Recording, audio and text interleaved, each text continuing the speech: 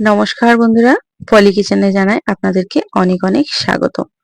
বন্ধুরা, আমরা বাঙালি, আর বাঙালি মানেই কিন্তু যে কোনো অনুষ্ঠানে চিংড়ি মাছের যে কোনো একটা পদ থাকবেই। আর তার মধ্যে যদি হয় চিংড়ি মাছের মালাইকারি, তাহলে তার কোনো কথাই নেই।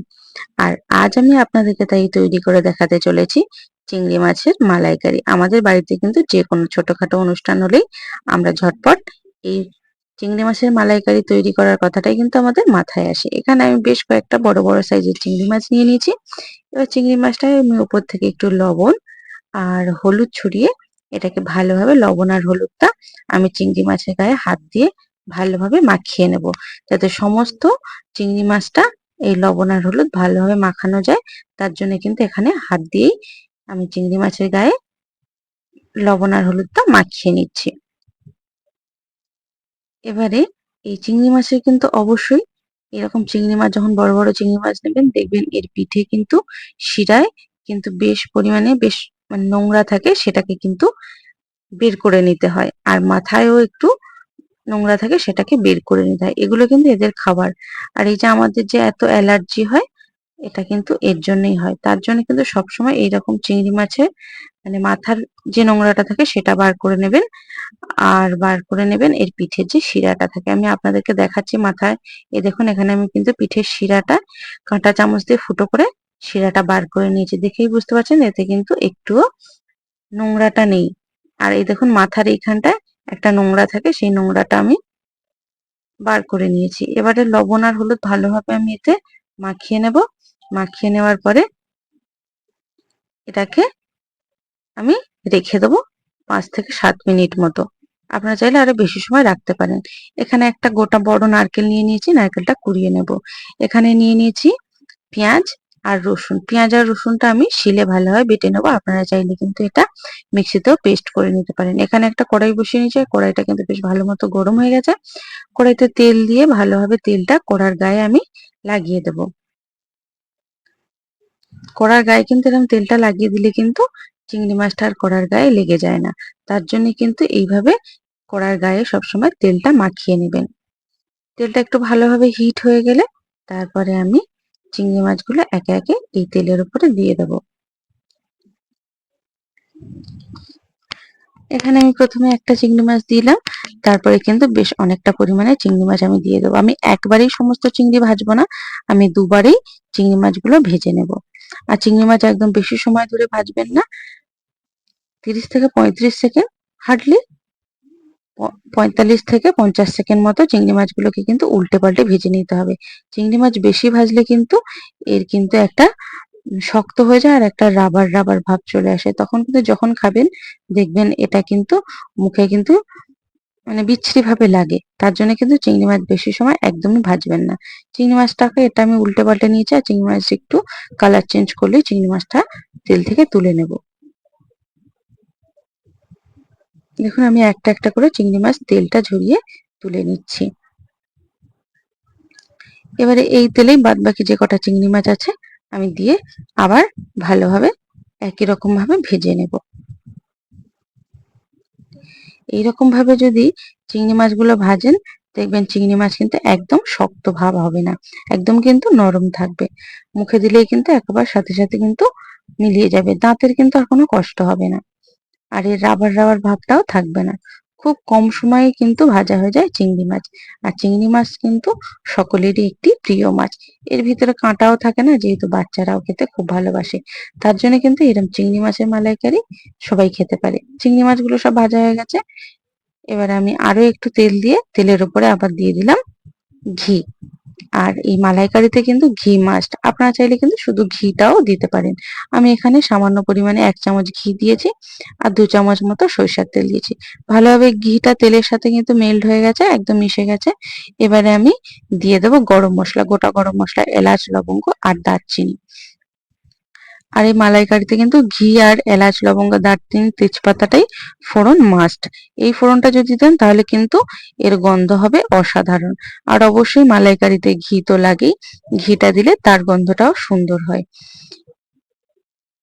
এবারে এটাকে আমি 30 থেকে 40 সেকেন্ড মতো ভেজে নেব। যখন এর থেকে একটা সুন্দর গন্ধ উঠবে তখন এতে বাটা মশলাটা দিয়ে দেব।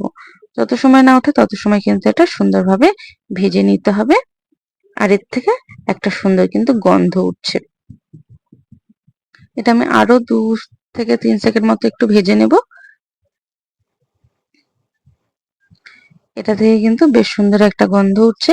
এইবারে আমি যে রসুন আর পেঁয়াজটা বেটে রেখেছিলাম সেটা এখানে আমি দিয়ে দিলাম। রসুন আর পেঁয়াজটা ভালোভাবে একটু কষিয়ে নেব। যত সময় না এর কাঁচা গন্ধ যায় তত সময় কিন্তু এটাকে কষিয়ে নিতে হবে। খুব অল্প মশলায় কিন্তু এটা তৈরি হয়ে যায়। কালারের জন্য দিয়ে দিলাম 1 চামচ মতো হলুদ। এবারে দিয়ে দেবো 1 চামচ ধনে গুঁড়ো, দিয়ে দেবো 1 চামচ ঝালের জন্য লঙ্কা গুঁড়ো, আর দিয়ে দেবো 1 চামচ কাশ্মীরি লঙ্কা গুঁড়ো। 1 চামচ না, এখানে আমি হাফ চামচ মতো নিয়েছি। দেওয়ার পরে সমস্ত উপকরণ আমি ভালোভাবে একটু নাড়িয়ে নেব।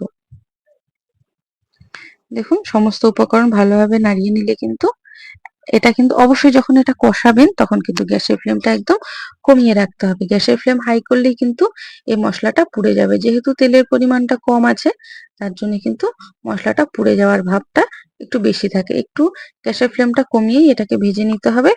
আর যে নারকেলের দুধটা আমি তৈরি করেছিলাম এটা কিন্তু নারকেলটা কুড়ে গরম জলে দিয়ে তারপরে এর থেকে মিক্সিতে ঘুরিয়ে এটা একটু ছেঁকে রস বার করে নিয়েছি। দেখেই বুঝতে পারছেন। আর একসাথে কিন্তু সমস্ত দুধটা আমি দেব না। এইরকম অল্প অল্প করে দিয়ে মশলার সাথে ভালোভাবে মিশিয়ে নেওয়া, যাতে মশলাটাও সুন্দরভাবে কষানো হয়ে যায়। আর এতে কিন্তু এক প্রথমবারেই দিলে কিন্তু মশলাটা ঠিকঠাক কষানো হয় না। এবার এতে আমি একটু লবণ দিয়ে নিলাম। আর দেখুন এই মশলাটা থেকে কিন্তু তেল ছাড়তে আরম্ভ করে দিয়েছে। মানে মশলাটা সম্পূর্ণ রেডি হয়ে গেছে। এরপরে আমি অল্প অল্প করে সমস্ত দুধটাই এতে দিয়ে দেব। আপনারা চাইলে কিন্তু নারকেল দুধের পরিবর্তে আপনারা কিন্তু বাড়িতে যে দুধটা আমরা এমনি কিনে থাকি সেই দুধটাও এখানে দিতে পারেন। মানে আমুলের যে দুধগুলো হয় সেগুলোও দিতে পারেন, কিংবা গুঁড়ো দুধও জলে গুলে ব্যবহার করতে পারেন। নারকেলের দুধটা দিলে কি হয়, টেস্টটা একটু বেশি সুন্দর হয়। এবারে এতে আমি বাদবাকি যে দুধটা আছে সেটাও দিয়ে দিলাম। দিয়ে দেওয়ার পরে এটাকে আমি কিছু সময় ফুটিয়ে নেব। এটা ভালোভাবে ফুটে গেলে আমি চিংড়ি মাছগুলো দিয়ে দেব।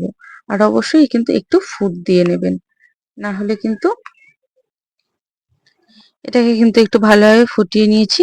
আর দেখুন নারকেলের একটুখানি আমি মিক্সিটা ধোয়ার পরে যে জলটা দিয়েছি সেটা কিন্তু একটুখানি নারকেলের খাঁকাটা থেকে গেছিল, সেটাই কিন্তু এখানে দেখুন ভেসে উঠছে। এরপরে আমি ভেজে রাখা চিংড়ি মাছগুলো দিয়ে দিলাম। চিংড়ি মাছটা দেওয়ার পরে 2 থেকে 3 মিনিট একটু ভালোভাবে ফুটিয়ে নেব। আর অবশ্যই এতে কিন্তু একটু চিনি দেবেন। মালাইকারিতে কিন্তু একটু চিনি হলেই টেস্টটা আরো সুন্দর হয়। একটু মিষ্টি মিষ্টি ভাব লাগে, যার জন্য খেতে ভালো লাগে। আর এই যে আমি গরম মশলাটা দিয়ে দিলাম। অবশ্যই এটা আমি বাড়িতে গোটা গরম মশলা ভেজে তার গুঁড়োটা আমি তৈরি করেছিলাম। কেনা গুঁড়ো মশলা এখানে কিন্তু ব্যবহার করবেন না। বাড়িতে এলাচ, লবঙ্গ, দারচিনি এটাকে একটু কড়াতে নেড়ে চেড়ে এটা একটা গুঁড়ো তৈরি করে নেবেন। তাই সেই গুঁড়োটা কিন্তু এর উপরে আমি ছড়িয়ে দিলাম। দেওয়ার পরে এটাকে একটু ভালোভাবে মিশিয়ে নেব। তারপরে দেখুন কতটা লাভলি দেখতে লাগছে, আর এর কিন্তু গন্ধটাও দারুণ উঠছে। এবার এটা একটা পাত্রে আমি নামিয়ে নেব। নামিয়ে নেওয়ার পর উপর থেকে আমি দিয়ে দিলাম সামান্য 1 চামচ মতো ঘি। আর দিয়ে দিয়েছি দেখুন লঙ্কা। যেহেতু আমার কাছে কাঁচা লঙ্কা নেই, গাছে পাকা লঙ্কা হয়েছিল, সেই পাকা লঙ্কাগুলো তুলে এনে এতে দিয়ে দিয়েছি। কতটা সুন্দর দেখতে লাগছে বন্ধুরা, দেখেই বুঝতে পারছেন। আর এটা কিন্তু গন্ধটা খুব সুন্দর হয়। ওপর থেকে এরকম একটু ঘি ছড়িয়ে দেবেন, দেখবেন এটার গন্ধ আরো দারুণ হবে। আর গরম গরম ভাতে এটা কিন্তু খেতে খুবই ভালো লাগবে। জামাই ষষ্ঠীর দিন কিন্তু এটা মাস্ট, বাঙালিরা বানাবেই। তাই জন্য আপনাদের কাছে এই রেসিপিটা রইলো। রেসিপিটা কেমন লাগলো বন্ধুরা অবশ্যই কিন্তু কমেন্ট করে জানাতে ভুলবেন না। রেসিপিটা ভালো লাগলে অবশ্যই বাড়িতে তৈরি করবেন। আরো এরকম নিত্য নতুন রেসিপি পাওয়ার জন্য অবশ্যই আমার চ্যানেলটাকে সাবস্ক্রাইব করে পাশে থাকা বেল আইকনটি প্রেস করে নোটিফিকেশনটা অন করে দেবেন। যখনই আমি নিত্য নতুন কোনো রেসিপি আপলোড করবো সবার প্রথমে আপনার কাছে নোটিফিকেশন চলে যাবে।